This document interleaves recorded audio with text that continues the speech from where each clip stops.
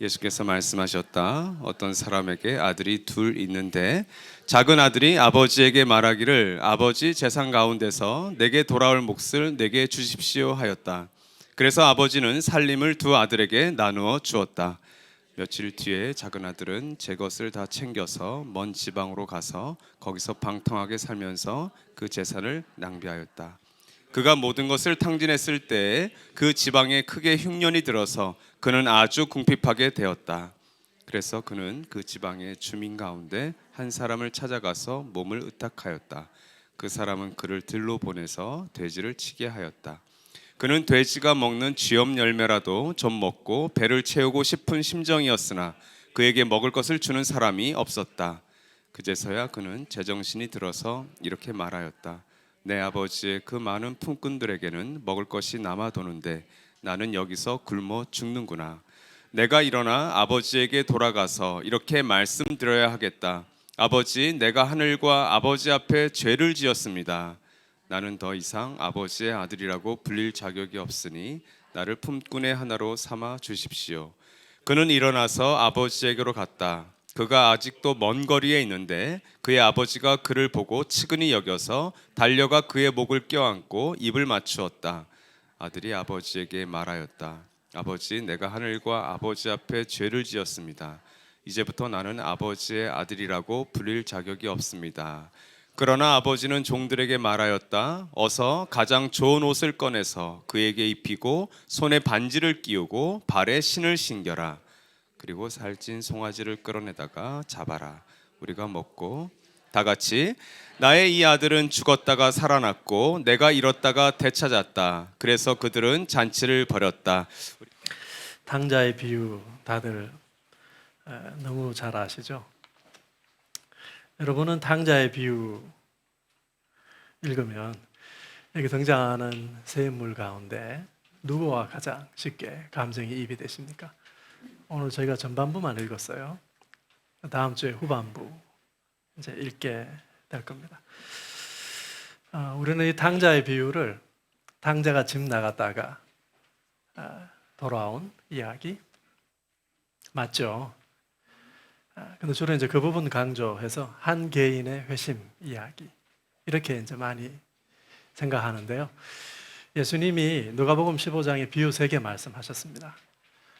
네, 이런 양의 비유, 이런 동전의 비유, 이런 아들의 비유. 그리고 이 비유들을 말씀해 주신 역사적인 배경이 15장 1절 2절에 적혀 있습니다. 거기 보면 세리와 죄인들이 예수님께 말씀 들으러 나왔습니다. 그러니까 예수께서 그들을 다 받아서 말씀도 전하시고 뭐까지 하셨나요? 식사까지 하셨죠. 그러자 불만을 품은 사람들이 있습니다. 바리새인들과 율법학자들인데요. 이 사람이 죄인들을 맞아서 그들과 함께 음식을 먹는구나. 그들에게 식탁을 베푸는구나.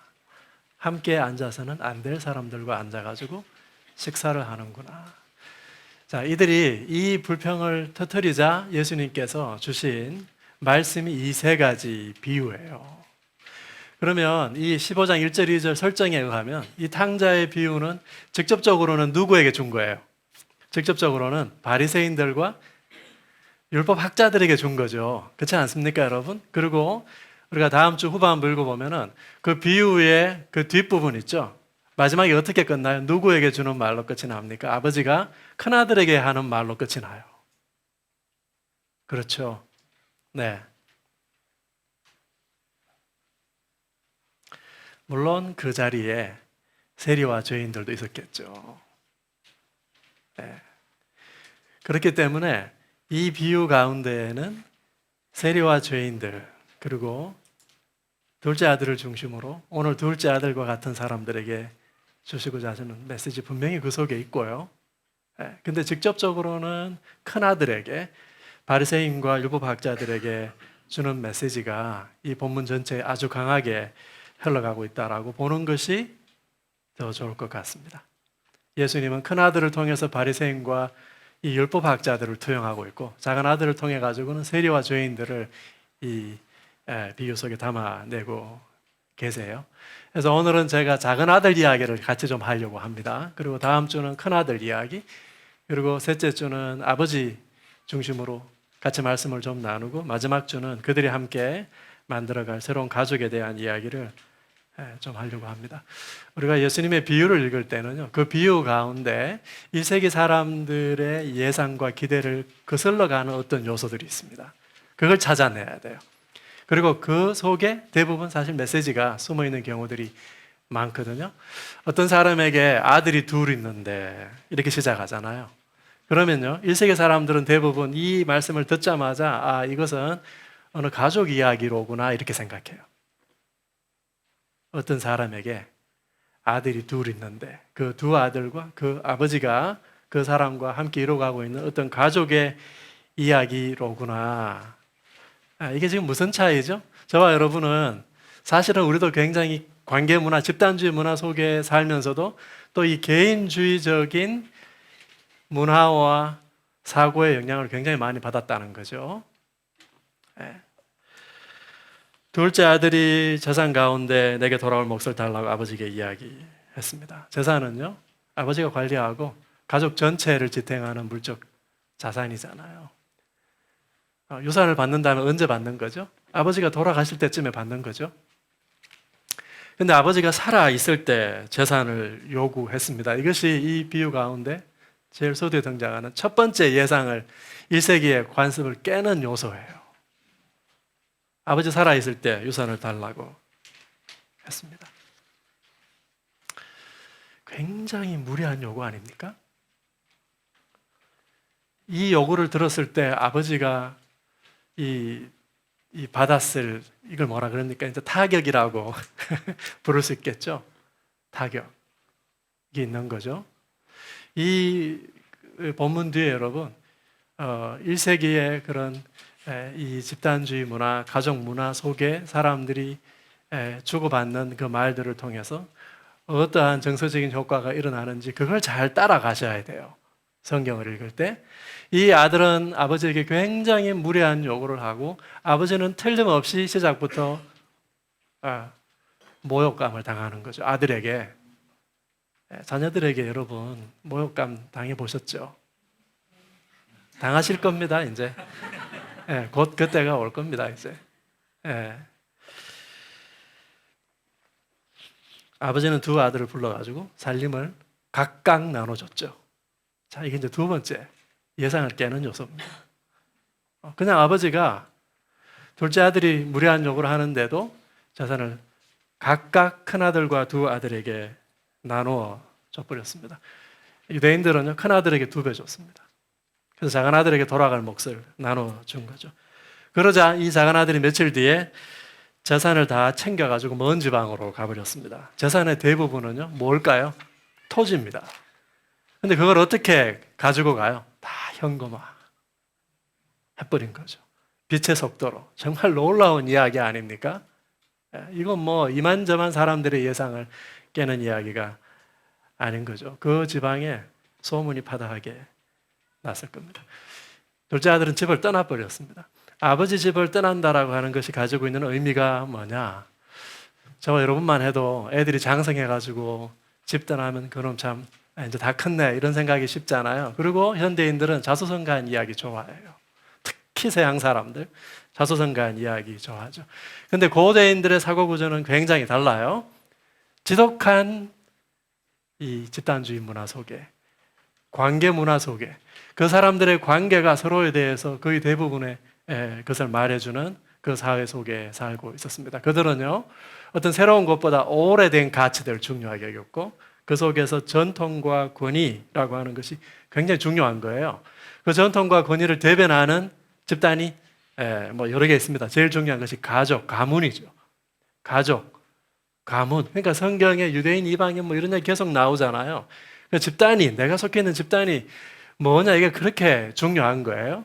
그 가족 속에서 전통과 권위, 그 가치를 대변하는 상징적인 존재가 아버지죠. 아버지. 그래서 누구 아들이다라고 하는 게 자기 이름이잖아요. 벤허, 그렇죠? 벤허, 허씨의 아들 벤허. 누구 집의 아들이다. 그게 그 사람의 이름이고 그 사람의 정체성이거든요. 그게 그 사람의 이야기예요. 아버지를 중심으로 하는 그 집단의 이야기, 그 집단 속에 있는 그 속에 전통도 있고 권위도 있고 규범도 있고 그 가족들이 아버지를 중심으로 살아가는 이야기 있잖아요.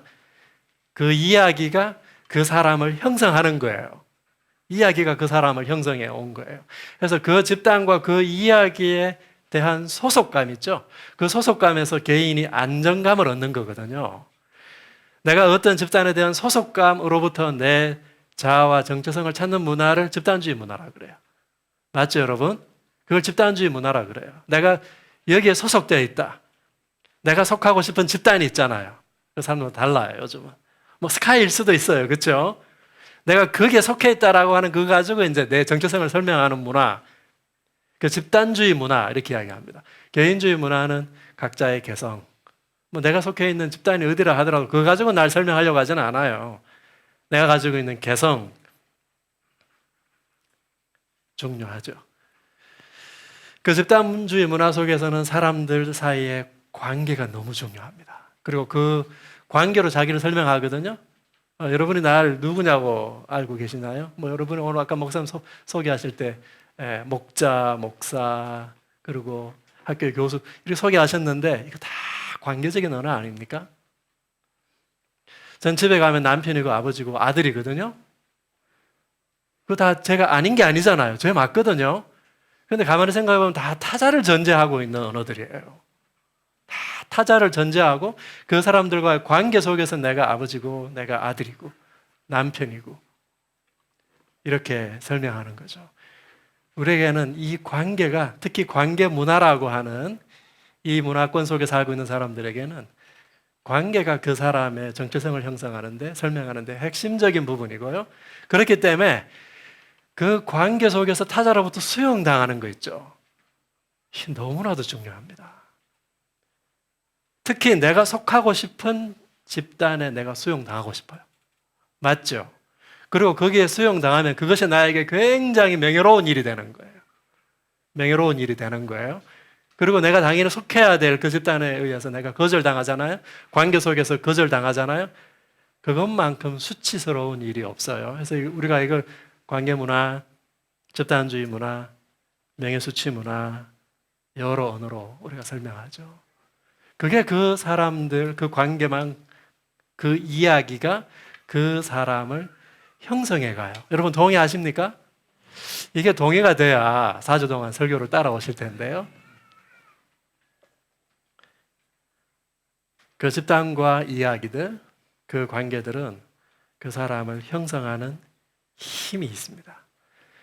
근데 자, 이렇게 지금까지 나를 형성해 온 이야기를 아무것도 아닌 것을 여기고 쉽게 떠나는 사람들 있잖아요. 굉장히 어리석은 거 아닙니까? 그걸 떠난다고 자기가 다른 사람이 됩니까? 쉽게? 아마 그러지 않을 겁니다. 세리 한번 생각해 보십시오. 이 세리를 형성해 온 집단과 관계와 이야기가 있죠. 유대인이잖아요. 그런데 이 세리들은 그 이스라엘의 이야기를 떠났습니다. 그 이 사람 유대인 아닙니까? 유대인이죠. 뭘 예고하는 겁니까? 엄청난 자아의 혼란을 예고하고 있는 거예요. 맞죠, 여러분? 엄청난 자아의 혼란을 이야기하고 있습니다. 얘기를 할 수 있습니다. 여러분 주변에 보면 아무런 이야기가 없는 사람들 있죠. 전해받은 이야기 없는 사람들이 있습니다. 제가 학교에서도 학생들을 보면요. 막 사는 친구들이 있습니다. 죄송합니다. 이렇게 이야기해가지고. 그냥 부모가 가라고 해가지고 대학도 온 거예요. 하고 싶은 게 아무것도 없는 거예요. 누가 이 아이에게 제가 그럽니다. 너는 전수받은 이야기가 하나도 없구나. 아무런 이야기가 없구나. 전수받아가지고 대부분 여러분 우리를 형성한 이야기들은 나만의 이야기가 아니거든요. 그럴 수 없습니다. 우리가 이제 집단주의 문화 속에 관계 문화 속에 살면서 우리를 형성한 이야기들은 나보다 훨씬 더 큰 이야기들이거든요. 그 이야기를 전수받아가지고 그 이야기를 내가 붙잡고 살아가요. 그 이야기에 나만의 버전을 쓰는 거예요. 그리고는 그 이야기에 책임을 주고 또 다른 사람에게 넘겨주는 삶 있잖아요. 이게 옛날 사람들에게는 지극히 당연한 거였습니다. 그런데 우리 시대 사람들은 이런 거 별로 싫어하죠, 그렇죠? 각자의 개성을 좋아하고 뭐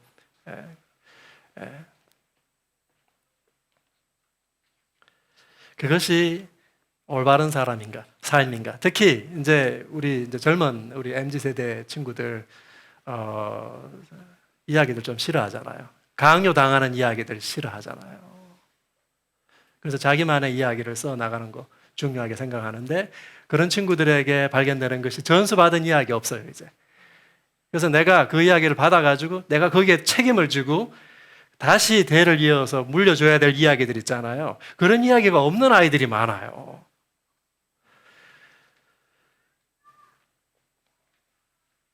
그래서 그 속에 있는 권위를 거부하고 내 생각과 주관대로 사는 삶을 미덕으로 생각하죠.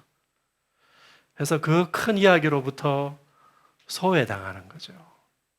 그리고 그 안에 있는 건강한 권위를 이제 거부한 거죠. 탕자의 비유가 이 비유 초반부에 보여주는 이 탕자의 모습은요, 그렇기 때문에 지극히 어리석은 사람의 모습이에요. 인간은 이렇게 형성될 수가 없는데, 이렇게 형성될 수가 없어요.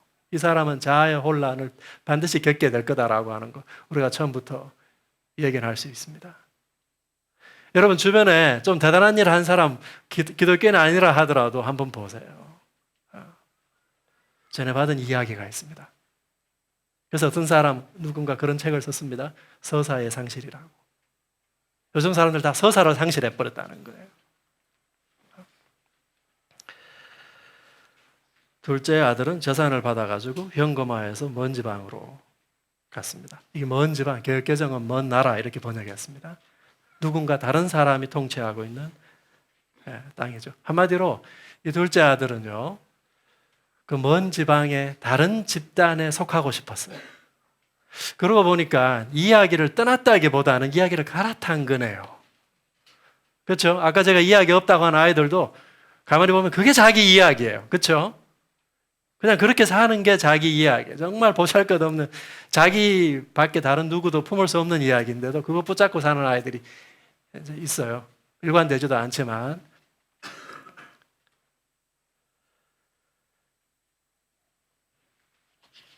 세리들 마찬가지입니다. 그러니까 이스라엘 이야기 떠나가지고 어디에 속하고 싶었습니까? 로마의 이야기, 로마라고 하는 새로운 제국과 그 제국이 약속하는 무언가 있잖아요. 거기에 속하고 싶은 거예요. 그래서 모든 이야기들은요, 그 안에 뭔가 전수하고 개성해 줄 만한 어떤 중요한 가치가 그 속에 다 들어가 있겠죠. 그렇죠? 그 가치가 들어가 있습니다. 그리고 그 이야기를 들으면요, 그 가치가 이게 굉장히 중요하다 싶으면요, 사람들이 그걸 자꾸 욕망하게 돼요. 한국 사회로 움직이는 이야기들 있잖아요. 사람들이 그게 중요하다 싶으니까 자꾸 그걸 욕망하게 되잖아요. 이야기 속에 이제 그게 들어가 있습니다. 사람들은 그렇게 형성하거든요. 그 로마의 이야기가 약속하는 말은 뭡니까?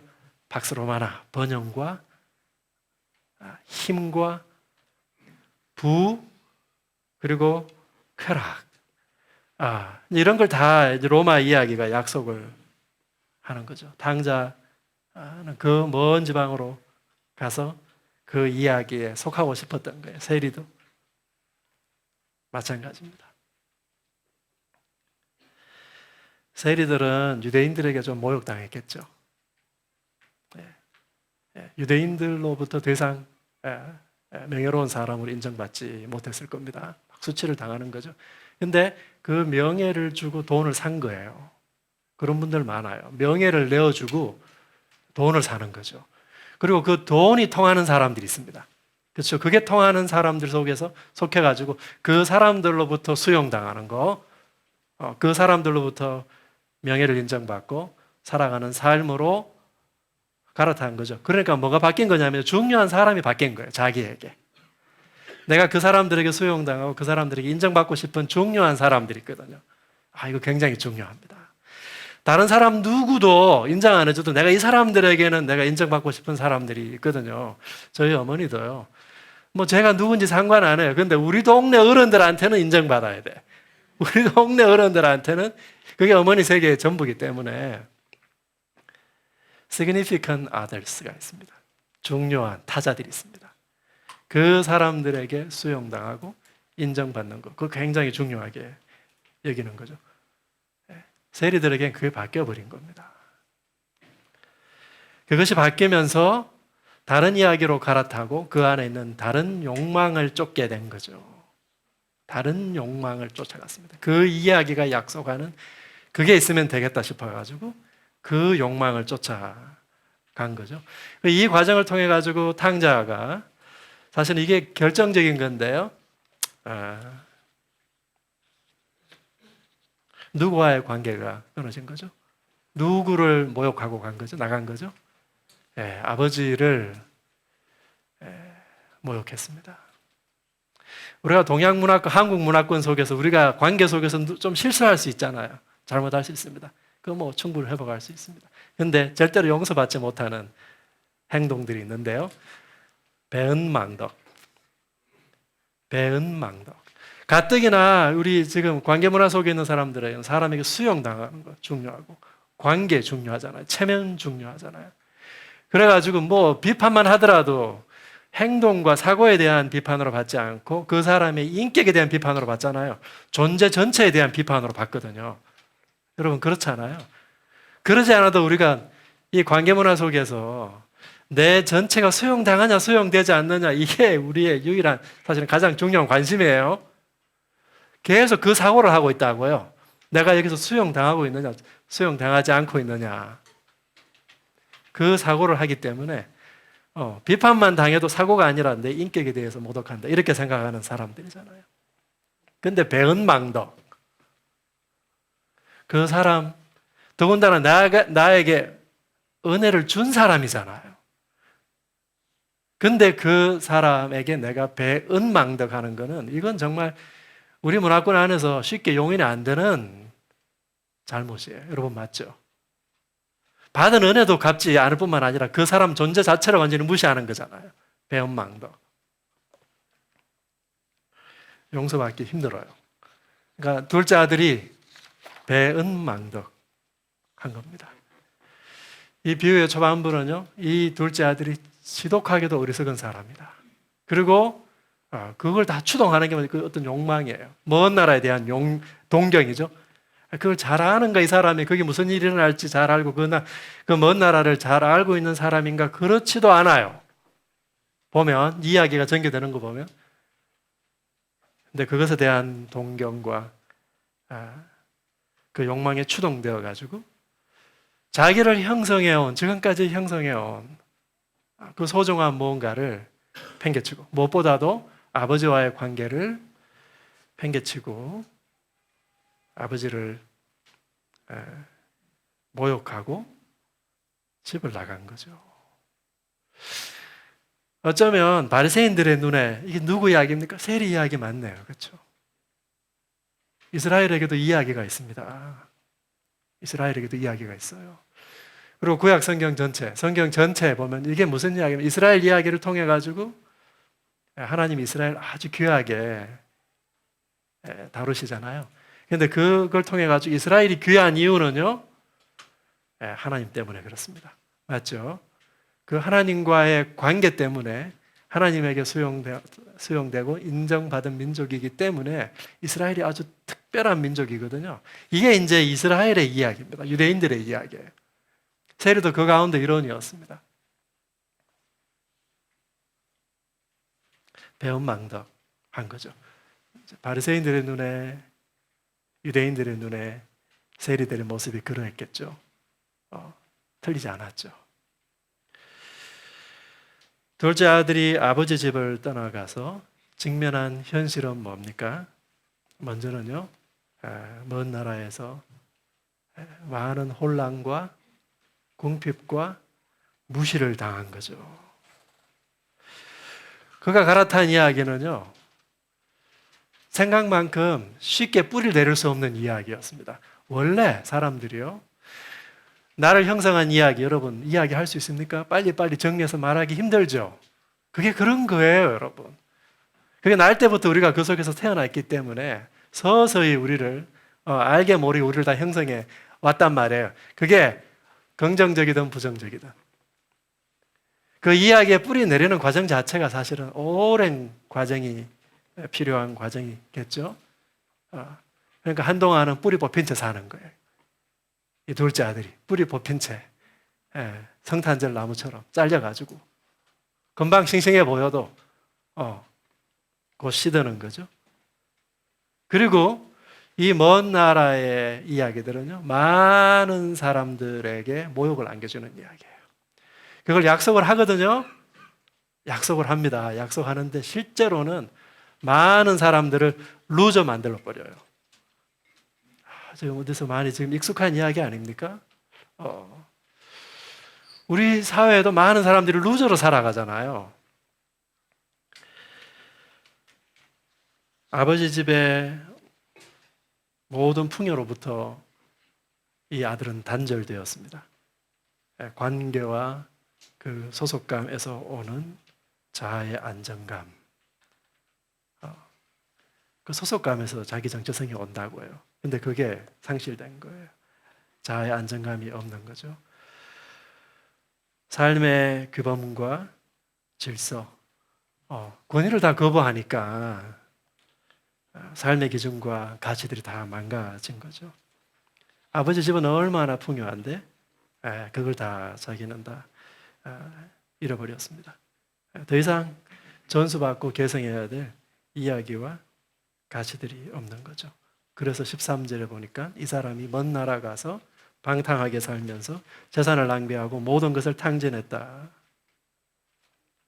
그래서 흉년이 들었는데 흉년이 들자 이제 먹을 게 없는 거예요. 다 탕진하니까. 그래서 그 어떤 사람에게, 그 지방 사람에게 자기 몸을 의탁했는데 이 사람은 그를 들러 보내가지고 돼지를 치게 했네요. 자, 이게 이제 예수님께서 이게 이제 비유라고 하는 것이 어떤 특정한 설정을 우리에게 자꾸 해주는 거예요. 이걸 통해서 이제 메시지를 주는 거잖아요. 유대인이었을 이 사람에게 돼지가 웬 말입니까, 여러분? 구약 성경에 보면 유대인들이 혐오스럽게 생각하는 짐승들이 있거든요. 그럼 이제 먹을 수도 없죠. 그 중에 대표적인 것이 돼지입니다. 이 먼 나라 사람들은 사람 모욕 주고 수치 주고 이런 건 뭐 여사도 아니에요. 다른 사람 배려하지 않는 거죠. 그 돼지우리에서 돼지 쥐염 열매라도 먹고 배를 채우고 싶은데 그것도 없어요. 이게 뭘 말하는 거예요? 돼지만도 못한 거죠. 이스라엘의 사람들은요, 사회적 약자들을 적어도 이렇게 대하지 않습니다. 그래서 거기에 돼지우리에 앉아가지고 내 아버지 집에 품꾼들은 먹을 것이 남는데 지금 이러고 있네요. 저는 이 본문 가운데 특히 이 탕자가 처한 이 헤어나오지 못하는 오염과 수치 있죠. 여러분 이걸 여기서 아주 비중 있게 보셔야 됩니다. 여러분 구약 성경에도 오염, 정결과 오염 이게 굉장히 중요한 주제죠. 구약 성경 출애굽기 레위기부터 무엇이 깨끗하고 정결하고 무엇이 더럽고 오염된 것이냐 이 구분 굉장히 중요하고요. 그 구분에 의해서 오염된 사람들은 큰 지금 위협을 당하게 되는 거예요. 이건 이제 현대인들의 사실은 사고 구조하고 조금 이제 다를 수 있는데, 근데 여러분 부정 탔다는 이야기 들어보셨죠? 제가 어릴 때만 해도 우리 동네에 부정 타는 게 그렇게 많았어요. 그러니까 마을 어귀에 무슨 당수나무 같은 게 있었는데 거기에는 1년에 한 번 풍우제 같은 거 지내는 데였거든요. 정말 지질이 시골에서 왔다는 걸 제가 지금 티를 내고 있는 거잖아요. 근데 아이들이 다른 날 거기 들어가면 그 부정 타는 거예요. 풍우제 지내기 전에 배에 여자가 먼저 타잖아요. 그럼 그게 부정 타는 거예요. 그러니까 제가 어릴 때만 해도 한 50년 전만 해도 한국 사회에도 이런 부정 타는 게 많았다고요. 근데 지금 이게 2000년 전이에요. 내가 뭔가에 부정 탔다든가 내가 오염되었다든가 그랬을 때 이 사람들에게는 심각한 위협이 다가오는 거예요. 근데 요즘도 여러분 그런 문화권 많습니다. 요즘도 무슬림 문화권 가보면요. 아예 사람 자체가 부정탄 사람이 있어요. 인도나 네팔 같은 데 가보면요, 카스트 제도 있잖아요. 그래서 네 등급이 나누어져 있고 소위 불가촉 천민이라고 하는 게 있습니다. 그러니까 날 때부터, 여러분 그런 생각 해보셨나요? 날 때부터 이 아이들은 나는 좀 지저분한 사람이야, 이런 의식을 가지고 살아가는 거예요. 그러면 내가 지저분하다라고 하는 이 의식 있잖아요. 이건 내가 무슨 행동을 잘못했다든가 그러면 고치면 되잖아요. 책임지면 되잖아요. 그거랑 다른 거예요. 내가 지저분하다라고 하는 게 있잖아요. 이거는 자아에 새겨지는 거예요. 여러분 무슨 이유로서든지 간에 내가 좀 오염되었다, 무슨 이유로든지 간에 혹시 그렇게 생각하는 분 계세요? 그게 왜 심각합니까? 그게 자아에 새겨지는 거거든요. 인간의 자아라고 하는 것은요, 그걸 통해서 사실 우리가 모든 걸 다 해석하고 반응하게 되어 있잖아요. 그 자아가 망가져 버리면요, 거기서부터 모든 것이 일그러지기 시작하는 거예요. 근데 그 자아가 내가 지저분한 사람이에요. 그래서 구약 성경에서 오염되었다라고 싶었을 때 그걸 그냥 두지 않죠. 그렇죠? 그 사람 제사를 드려야 되고요. 정결케 하는 예식을 치러야 돼요. 정결케 하는 예식을.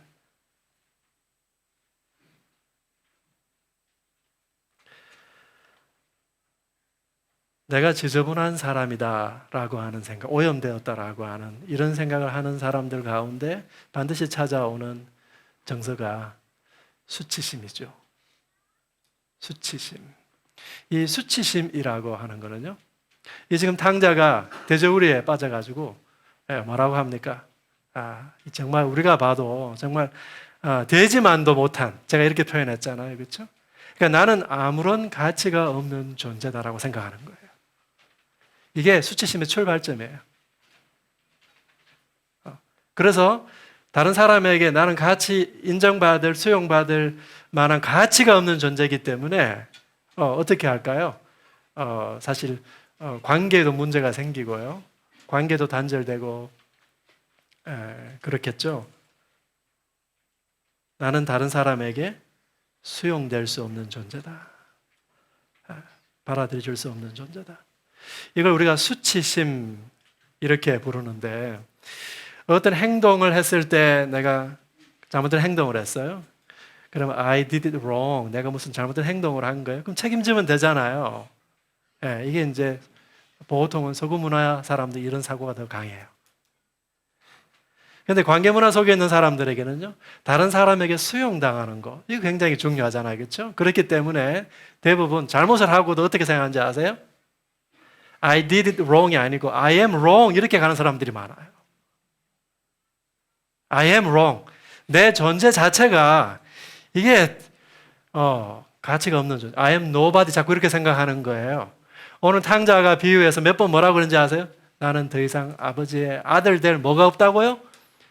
자격 없는 사람이다. 자꾸 이렇게 얘기하잖아요. 나는 아버지에게 아들로 수용될 가치가 전혀 없는 사람이다. 자격이 없는 사람이다. 이렇게 이야기하잖아요. 이 상태가 이제 수치심의 출발입니다. 그래서 나 스스로부터도 가치 없는 존재로 스스로 생각하고, 그 다음 타자로부터도, 다른 사람들도 누군가가 자격 없는 존재, 가치 없는 존재라고 생각할 때 주는 우리가 수치를 준다 이렇게 표현하거든요. 그래서 이걸 아예 사회적으로 카스트 제도 같은 데는요, 그냥 사회적 계급으로 이렇게 나눠 놓은 거잖아요. 그러니까 수치라고 하는 것은요, 주관적이고 정서적인 것이기도 하지만 굉장히 사회적이고 공적인 것이기도 해요. 어떤 사람에게는 그게 정해져 있는 거예요. 어떤 죄를 짓고 이거 내가 잘못했구나, 어떻게 책임지지? 내가 처벌받지 않을까? 이게 죄책감이거든요. 이 죄책감은 그 문제 해결하면 사라져요. 근데 그 죄책감보다 사실은 수치심이요, 훨씬 자아를 심각하게 망가뜨려요. 왜냐하면 수치심 자체가 뭐라고요? 어디서 시작한다고요? 내 존재 전체가 아무런 가치가 없는 존재다. 자꾸 이런 쪽으로 사고가 흘러가기 때문에 그런 거죠. 그래서 내가 뭐 받을 자격이 없다고요? 아버지로부터 아들로 인정받을 자격이 없다고요.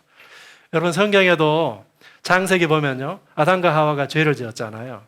그 죄의 첫 번째 결과 여러분 잘 보세요. 창세기 보면요, 아담과 하와가 죄 짓고 난 다음에 숨었어요. 하나님이 찾았죠. 뭐라고 그랬습니까? 우리가 숨었습니다. 왜 숨었니? 그러니까 우리가 벗었으므로 부끄러워가지고 숨었다 이렇게 얘기하잖아요. 지금까지는 무슨 뭐 입고 살았나요? 지금까지도 벗고 살았잖아요. 근데 그 벗은 것이 내가 수치스럽다라고 해석하기 시작한 거예요. 이거 왜 그렇습니까? 내가 하나님을 거부하고 하나님을 무시했기 때문에 하나님도 나를 수용하지 않겠지라고 생각한 거예요. 이게 죄가 인간에게 만들어 놓은, 인간의 자아에 새겨 놓은 자아의 손상이에요. 내가 하나님께 수용될 만한 가치가 없는 존재다. 내가 자격 없는 존재다.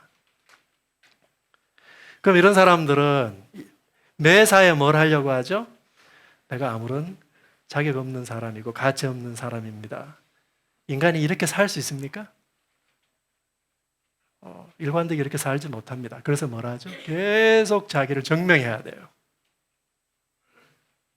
수용당할 만한 자격이 있는 존재다라고 하는 것을 증명하기 위해서 살아가는 거죠. 그렇기 때문에 우리 문화 전체가요, 명예로운 거 너무 중요하게 생각해요. 관계 속에서 공적으로 더더군다나 다른 사람들이 다 중요하게 여기는 가치를 저 사람은 가지고 있다라고 인정할 때 그 사람에게 명예를 부여하잖아요. 그걸 통해 자기의 가치와 자격을 증명할 수 있는 거잖아요. 그거 너무나도 중요하게 생각하는 문화 집단이 우리가 속해 있는 한국의 관계 문화인 것 같습니다. 그 사람들에게 필요한 복음은 뭘까요? 관계가 그렇게 중요하다면서요. 그런데 지금 탕자는 누구와 가장 지금 가까워요? 누구? 돼지치는 사람. 아까 제가 관계를 통해 자기를 설명한다 그랬잖아요. 그 관계, 그 누구와의 관계 속에 있는지 굉장히 중요하거든요. 그래서 그 사람에게 내가 수용되느냐 되지 않느냐 굉장히 중요해요. 그런데 예수님은 이 비유의 설정 속에서 지금 이 탕자는 돼지와의 관계를 통해 설명되는 사람이에요. 지독한 오염과 수치 가운데에서 살 수밖에 없는 인간의 실존에 대해서 사실 예수님 이야기하고 있어요. 이건 단순히 세리들의 문제뿐만 아니라 여러분 예수님 세리집 들어갈 때 삭개오 집에 들어갈 때 유대인들이 뒤에서 막 수군거렸잖아요. 저가 죄인의 집에 들어가는도다. 부끄러운 줄도 모르고. 그러니까 세리들이 이런 모욕을 평소에도 당하고 사는 사람들이거든요.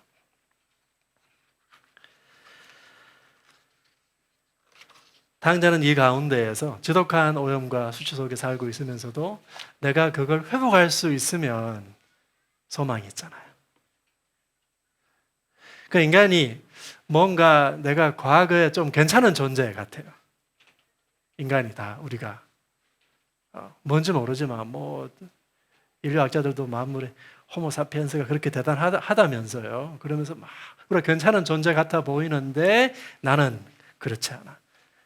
그러니까 뭔가 손에 저기 있을 것 같은데 저게 있으면 내가 그래도 고상한 존재로 인정받을 것 같은데 그걸 잡으면 또 그게 아니에요. 그리고 많은 경우에 내가 뭘 잃었지? 이게 불투명한 경우도 많아요. 여러분 그렇지 않습니까?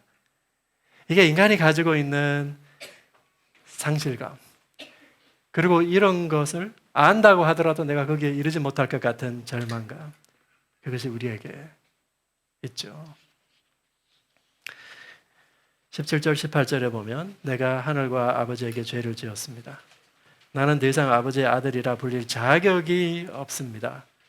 그렇기 때문에 이제 자격이 없으니 나를 품꾼의 하나로 삼아 주십시오. 이렇게 이야기하네요. 품꾼은요, 집안에 있는 종하고 달라요. 당시에 여러분 종들도 꽤 높은 수준의 생활 수준을 유지하는 사람들이 있었습니다.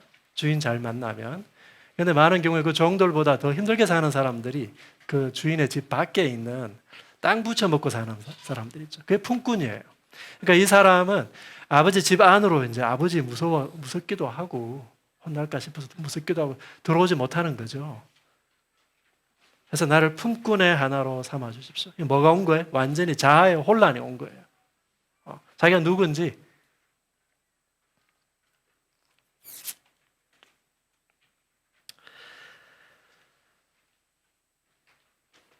탕자가 이런 것을 보면요. 그리고 그 탕자가 무엇을 회복하고 있는지를 보면 예수님께서 이 비유를 통해서 전해주고 싶은 하나님 나라 복음의 사실 진수가 이 속에 들어가 있어요. 둘째 아들은 아버지 집으로 돌아가죠. 왜 돌아갑니까? 아버지가 이제 누군지 알았어요. 그게 아니고 이 사람이 돌아가려고 마음먹은 이유는요. 자기의 바닥을 본 거예요. 자기의 바닥을 봤어요. 더 이상 나빠질 수 없습니다. 그러니까 자기의 바닥을 보면 사람들이 겸손해지거든요. 그리고 내가 나 혼자서 이게 내가 인간이 내가 별거 아니구나. 겸손해졌습니다. 많은 사람들이 바닥에서 이제 질문하기 시작하죠. 그렇지만 바닥을 경험했다고 옛날에 그것을 회복할 수 있는 건 아닙니다. 그 보장된 거 아니에요. 내가 겸손하다고 겸손함만으로 내가 다시 아버지께 가서 아들로 받아들일 수 있나요? 그렇지 않습니다, 여러분. 근데 바닥을 경험한 다음에 이 사람이 아버지가 어떤 분이고 그분의 성품이 어떤 분인지 알아서가 아니고 도저히 살 재량이 없기 때문에 더 이상 이렇게 살 수 없기 때문에 아버지 집으로 돌아가기로 품꾼으로라도 이제 부쳐먹고 살아야 되겠다. 이렇게 생각하고 집으로 돌아가는 거죠. 그리고 아버지 집에 돌아가서 아버지의 환대를 받습니다. 예상치 못한 아버지의 환대를 받습니다. 이 비유 속에 1세기의 관습을 깨는 많은 요소들이 있는데 그 중에 사실은 가장 큰 반전이 이 부분이죠. 그가 일어나서 아버지에게로 갔는데 아버지가 날마다 사실은 이 탕자를 기다리고 있었다라고 하는 거잖아요. 뭐 여러분은 이 아버지가 당연히 탕자를 기다렸겠지 이렇게 생각하기 쉬운데요. 제가 셋째 날 조금 더 자세하게 설명하겠습니다만 벌을 받아 마땅한 사람이죠. 그렇죠? 벌을 받아 마땅한 사람입니다. 근데 먼 거리에서 이 아들을 기다리고 보니까 자기 아들이에요.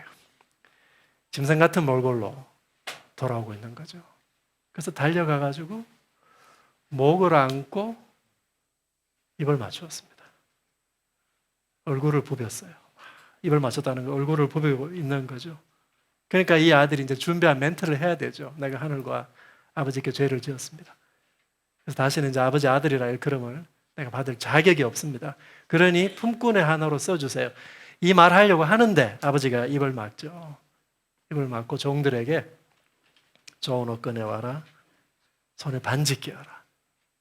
신발 신겨라. 살찐 송아지 잡고 잔치를 벌이자. 이 아들이 죽었다가 살아났고 내가 잃었다가 다시 찾았다. 자기 발로 걸어 나갔는데 왜 아버지는 잃었다고 자기가 잃었다고 이야기하죠? 자녀 키워보시면 압니다. 이제 아이들이 지발로 나갔다가 돌아와도 아버지가 부모는 우리 새끼 내가 잃어버렸다 이렇게 이야기하죠. 자, 이 장면은요 정말 복음에 대한 저는 최고의 묘사인 것 같아요. 여러분 기독교 복음이 우리에게 약속해 주는 것이 뭔가요? 이 장면을 보면요 탕자가 아버지에게 내가 이거 잘못했습니다. 저거 잘못했습니다. 그러면 아버지가 그래 그 부분 내가 책임을 면해 줄게. 그 행동 용서해 줄게. 이러지 않고 있습니다. 탕자가 아버지께 돌아왔을 때 아버지는요 탕자를 어떤 방식으로 용서해 줍니까? 그 탕자의 존재 전체를 수용해 주는 거예요. 그 사람 전체를 받아주는 거예요.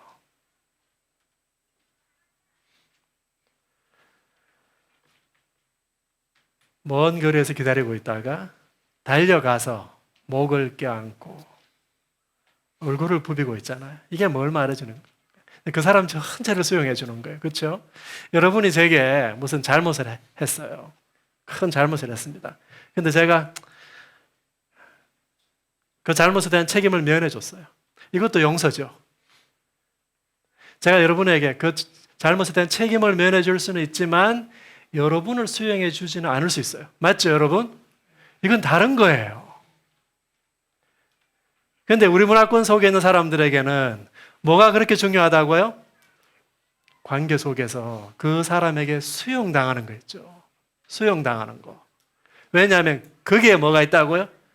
그것 때문에 내 자아가 안정감을 얻기도 하고 아니면 지독한 수치심 가운데 살기도 하고 하나님께서 우리의 잘못된 행동들을 다 용서해 주셨죠. 네. 우리 잘못된 행동도 예수님 다 대신 벌 받으셨죠. 그렇죠? 책임을 예수님 다 주셨죠. 복음의 굉장히 중요한 부분입니다. 그렇죠?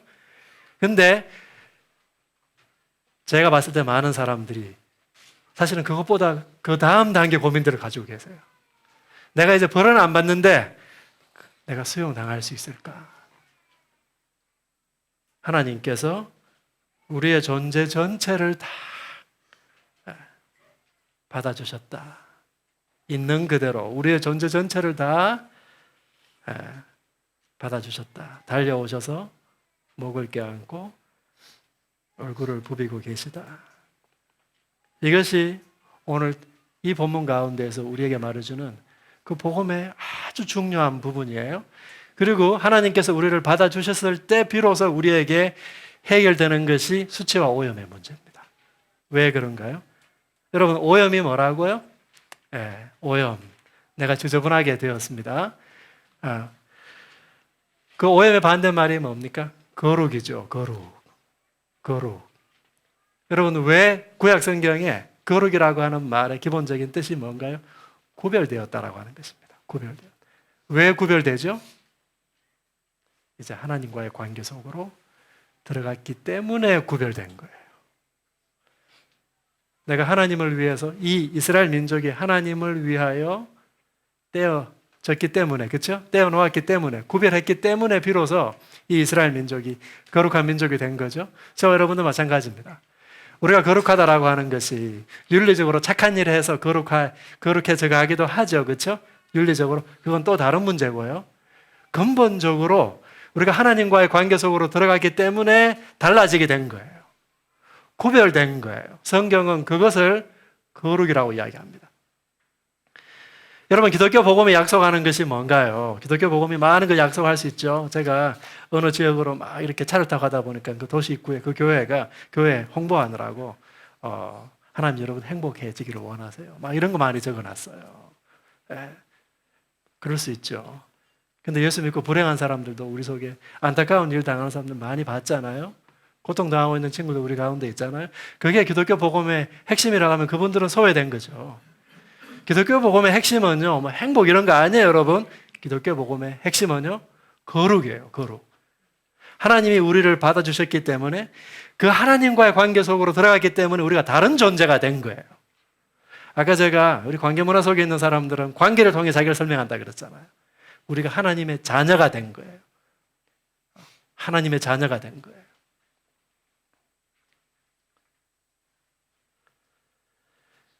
여러분, 이거 이러면 우리가 다 잃는 거예요. 거룩. 내가 거룩하니? 너희도 거룩하다?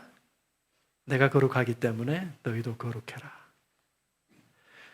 그 하나님과의 관계 때문에 그 구별됨 있죠. 이거 우리 자아에 새겨져 있는 겁니다. 다른 존재예요. 뭐 다른 행동을 해서 다른 존재 이미 드러나기도 하지만요. 그 이전에 우리는 다른 존재라고 하는 거예요. 왜냐하면 그 관계 때문에 하나님 우리를 받아주셨기 때문에 수용하셨기 때문에 많은 사람들이 자기를 증명하기 위해 살아간다고요. 그래서 그게 안 되니까 자꾸 이제 수치심에 빠져 있는 거거든요. 아까 제가 아담과 하와 이야기했습니다만 죄가 인간에게 남긴 인간의 자아에 아주 깊이 새겨 놓은 것이 수치심이에요. 왜냐하면 우리가 누군가에게 받아들여지지 않는다고 자꾸 생각하는 거예요. 자아가 한번 망가진 사람은요, 우리가 자아를 통해 세상을 해석하거든요.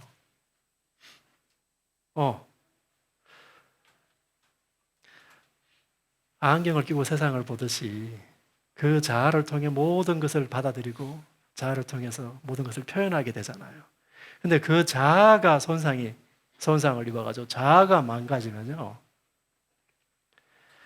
그 사람에게 구원이 필요하지 않을까요? 구원이 필요하겠죠, 그 사람에게. 그가 겪고 있는 깊은 그 자기 존재 증명의 투쟁으로부터 그 사람이 구원받아야 되겠죠, 여러분. 건진받아야 되죠. 탕자는 짐승 같은 모습으로 돌아왔습니다. 정말 이 수치스러운 모습으로 돌아왔죠. 근데 아버지가 종들에게 명하잖아요. 좋은 옷 갖다 입히고 신발 신기고. 이 의복은요, 성경에서 그 사람의 신분을 상징해요. 맞죠? 옷은 신분을 상징합니다. 특히 그 가문의 표식과도 같은 것이 반지예요. 반지. 그 렘브란트는 탕자의 귀한 그림에서 반지 대신에, 반지 너무 작아서 안 보이잖아요. 그래서 그 렘브란트 시대의 귀족 가문의 표식으로 그 돌아온 탕자 등 뒤에다가 허리춤에다가 칼을 꽂아 놨습니다. 그 칼이 귀족의 표시거든요. 이게 짐승 같은 놈 돌아왔는데 이게 내 아들 맞다는 거예요. 그래서 아버지가 반지를 다시 끼워주고, 이건 뭐라냐면요, 그 아들됨을 확인시켜 주는 거예요, 이제. 그리고 종들에게 말하죠. 이 내 아들은 이 내 아들이다 라고 인정해 주는 거죠.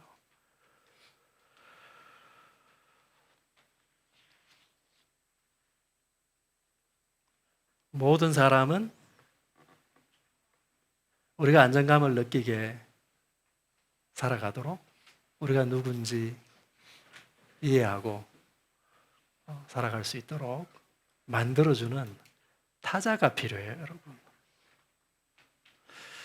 그 김현경이라고 하는 한국의 여성 문화인류학자가 있는데요. 그분이 쓴 책 가운데 사람, 장소, 환대, 그 책 읽어보신 분 아마 계실 겁니다. 그 책에 굉장히 중요한 사실은 그 문화적인 통찰들이 많이 담겨져 있습니다. 근데 그분에 의하면요, 이제 그분이 환대에 대한 이야기를 하는데, 환대라고 하는 것은 어떤 사람에게 자리를 내어주는 거래요. 그리고 그 사람이 그 자리를 확보할 때만 그 사람이 사람이 되는 거예요. 그리고 그 사람으로 인정될 때 그 사람에게 명예가 주어지는 거예요. 그 말은 그 사람에게 우리가 자리를 내어주지 않잖아요. 우리가 보면 자리를 내어주지 우리 사회에도 누군가에게 자리를 내어주고 싶지 않은 그 사람 있어요, 그렇죠? 명예를 주고 싶지 않은 것이죠. 그런데 여기에서 제가 가장 눈여겨보고 싶은 한 가지는요, 오늘 여러분하고 나누고 싶은 것은 결국 다른 사람들을 통해 가지고 자리를 부여받을 때 그 사회 속에서 사람이 되는 거예요. 사람으로 인정받는 거예요. 그래서 아직 사람 인정받지 못하는 사람들 우리 사회 속에서 많습니다. 이걸 뒤집어 이야기하면요, 내가 사람으로 인정받기 위해서는 나를 그렇게 대접해주고 자리를 내어줄 누가 필요하다고요? 타자가 필요하다고요. 그 타자가 필요하다고요.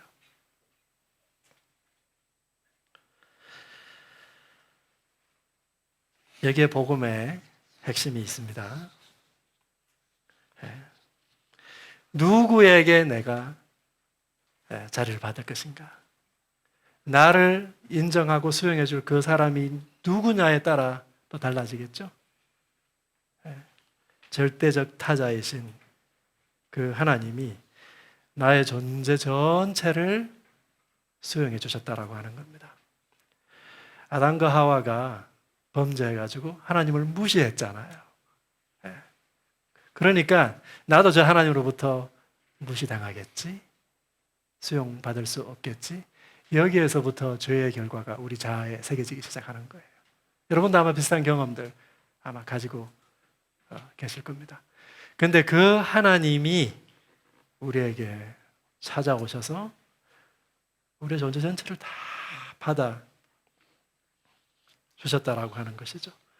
아까 제가 significant others라고 했는데요. 그리고 그 중요한 타자들과의 관계면 정말 훨씬 더 우리에게 많은 의미가 있는 거예요. 여러분도 좀 중요한 사람들하고 친해지고 싶잖아요.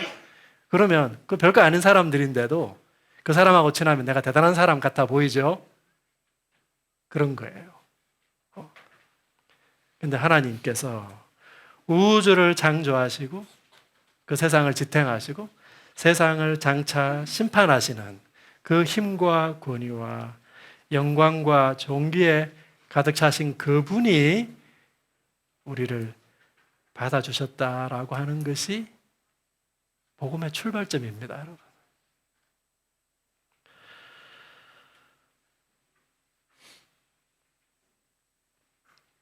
사람들이 하나님의 자녀 혹은 하나님의 형상 이런 말을 해도 좀 시시하게 생각하죠. 그건 그거고 나는 또 다른 데서 내가 중요하게 여기는 사람들이 있고 거기서 나를 증명해야 돼요. 이 삶을 살고 있죠. 근데 그게 다 신통하지 않습니다. 먼 나라의 이야기가 다 우리가 그거 해야 되는 것처럼 자꾸 이야기하는 거예요. 그 수고가 끝이 나지 않습니다. 그 수치에서 벗어나지 못하는 것이죠. 그러나 내가 하나님에게 뿌리 내린 존재구나라고 하는 것을 발견하는 사람, 내가 가장 중요한 관계를 얻은 거예요. 가장 중요한 타자로부터 내가 수용받은 거죠. 우리는 이 관계를 더 알아가고 있는 겁니다. 둘째 아들이 아버지 집으로 돌아왔습니다. 23절에서 아버지가 탕자에게 이야기하죠. 우리가 먹고 즐기자 해서 잔치를 베풀었습니다. 잔치가 뭐 하는 거예요? 그 속에서 서로 사귀고 교제하는 거 아닙니까? 이제 아버지와의 교제 속으로 들어가는 거예요. 그 교제가 가지고 있는 풍요 속으로 들어가는 거예요. 여러분, 우리가 왜 내가 하나님의 자녀고 우리가 하나님의 형상이라고 해도 이게 내한테는 그렇게 기능을 발휘하지 못하지? 이런 생각 들 때 있으시죠? 그렇죠? 왜 나는 사실은 이건 이거고 또 이렇게 끊임없이 자기 증명을 하려고 다른 사람에게 인정받고 싶은 그 사람들이 존재가 더 크게 나에게 보이지? 여러분 삶 가운데 하나님의 그 임재를 의식하고 그 하나님의 존재와 만나고 그분 앞에 서 있는 시간이 있잖아요. 그분과 관계하는 시간. 내가 그분에게 수용당하고 그분에게 나가는 시간이 있잖아요. 그거 확보하셔야 됩니다. 우리가 살아오는 다른 이야기들이 있습니다. 한국 사회 속에서 우리가 몸담고 있는 그 이야기들이 만만하지 않아요. 왜냐하면 계속해서 그게 자꾸 우리를 어떤 식으로든 형성해 나가거든요. 하루의 대부분은 사실 우리가 그게 몸담고 있잖아요. 근데 하나님 앞에 나왔다고 해가지고 갑자기 하나님의 임재가 여러분에게 갑자기 다가옵니까? 차 목사님, 예배 2시간씩 드리셔야 돼요. 그렇지 않습니까? 예배 한 주에 모여가지고 2시간씩 드리고요. 아무도 말씀 안 하시네. 우리가 그 하나님의 임재 속에 머물러 있어야 됩니다. 세상의 이야기들이 우리를 형성하는 그 힘만큼 여러분 기도하려고 한번 눈 감아 보세요. 갖가지 그냥 오만 백가지 잡념들이 들지 않습니까? 기도도 준비가 필요하다고요. 우리가 기도할 때 길 가다가 누구를 모든 관계가 그렇지 않습니까? say hi 하는 관계가 있어요. 길 가다가 서가지고 한 10분 이야기하면서 주고받는 안부가 있는가 하면 찻집에 앉아가지고 1시간씩 이야기해야 나올 수 있는 이야기들이 있잖아요, 여러분. 다른 이야기들로부터 형성된 그 다른 욕구들이요 쉽게 벗겨지지 않습니다, 여러분. 계속 자꾸 그게 내 속에서 역사하고 그게 있어야 내가 살 것 같아요, 여러분. 근데 그게 벗겨지는 출발점이 어디라고요? 내가 제일 중요하게 여기는 절대적인 타자이신 그 하나님으로부터 내 존재 전체가 이미 수용되었다라고 하는 거, 이걸 계속해서 의식하고 이 의식에 내 자신을 더 노출시킬 필요가 있습니다, 여러분. 그 하나님과의 관계 속에서 더 여러분 그 속으로 더 들어가도록 훈련하셨으면 좋겠어요. 여러분 나름대로 루틴이 계시잖아요, 그렇죠? 예배도 오시고 아침에 묵상도 하시잖아요. 저는 점심 먹고 난 다음에 산책하는 거 되게 좋아합니다. 우리 학교 아래에 남한강이 흘러가거든요. 제가 산책로 따라갔다 한 50분 정도 걸리는 좋은 길이 있습니다. 근데 그 길을 걸으면서 하나님의 임재를 의식하고 하나님과 같이 걷잖아요. 하나님을 의식하고 걸었을 뿐인데 제가 다시 제 연구실로 돌아오면 제가 좀 달라져 있다라고 하는 거 많이 느껴요. 그렇게 마음이 뿌듯할 수 없어요. 많은 생각들이 정리가 되어 있습니다. 여러분 이거 대단한 거 아니잖아요, 사실. 우리가 일상 가운데서 시간을 좀 더 내가지고 하나님을 의식하고 하나님과 함께 내가 걸으려고 그분에게 계속 그분의 자리를 의식하고 같이 동행하는 거. 근데 이게 많은 것을 바꿉니다, 여러분.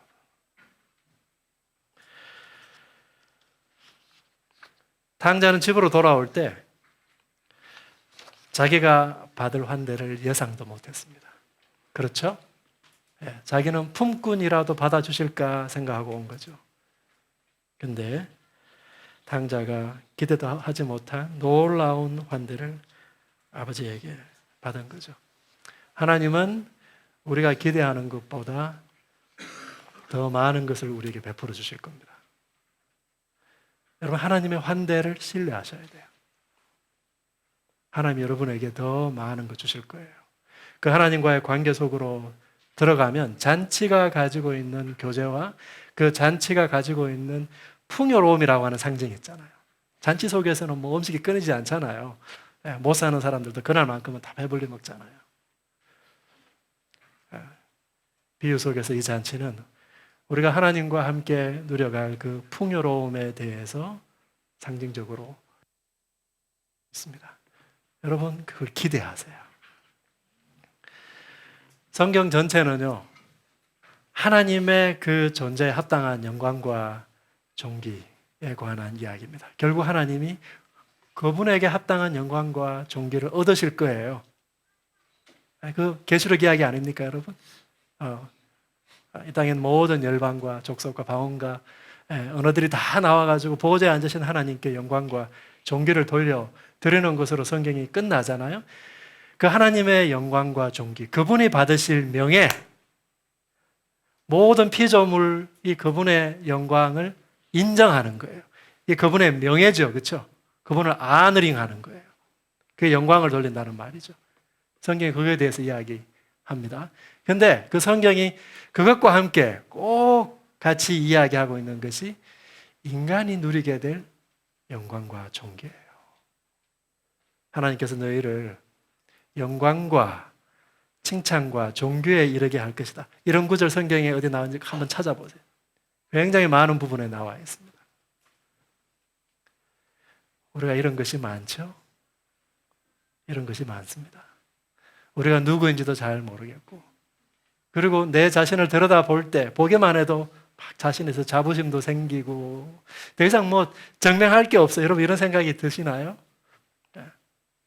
내 자신을 볼 때 놀라운 명예와 존귀와 영광이 내 가운데 있구나, 이런 생각이 드시나요? 당장 그거 다 잃었거든요. 근데 그걸 회복시켜주는 이야기가 이 이야기인데, 이 땅 가운데에서 우리가 그 하나님과의 사귐 속으로 들어갔을 때 하나님께서 우리에게 우리가 기대하는 것보다 더 많이 해주실 겁니다. 그걸 이제 발견해 나가시는 과정이에요. 근데 성경이 이야기하는 것은요, 이 땅 가운데서 그게 완전하지는 않을 거예요. 하나님의 영광이 완전히 드러나는 그날에 하나님께서 인간들을 위하여 준비해 놓으신 그 영광과 존귀도 그때 온전하게 드러나는 거예요. 인간이 우리가 생각하기에 우리가 고상한 존재 같아가지고 자꾸 뭔가를 더 갈망하게 되고 뭔가를 추구하잖아요.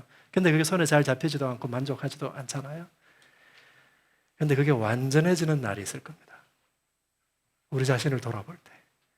지금 내 가운데 있는 수많은 사실은 이 부족함들, 무가치해 보이는 그런 부분들.